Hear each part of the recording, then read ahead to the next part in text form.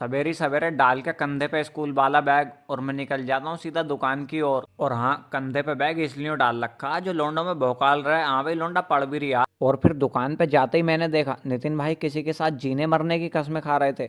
और इस बात की जलन मुझसे बर्दाश्त नहीं हुई।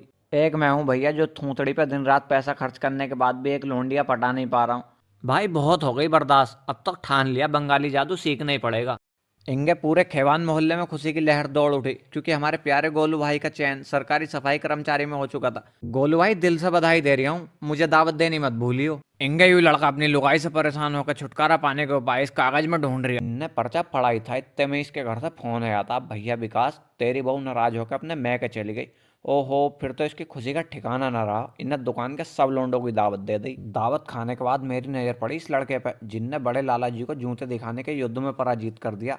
लेकिन छोटे वालों ने इस पर विजय प्राप्त कर ली मिनट सेकंडों में। इंगे मेरी नजर पड़ी उस्ताद पर जो ऐसी कड़ाके की ठंड में बैठ कर भाभी को और चाय को याद कर रहा है।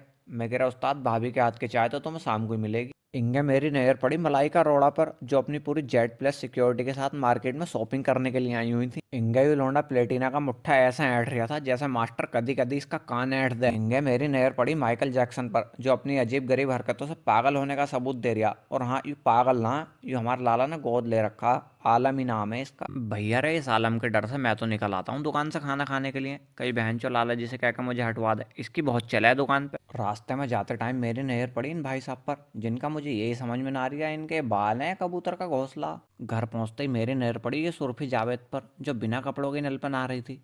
अब क्या करें भैया, ये तो उर्फी जावेद है, कुछ भी कर सके।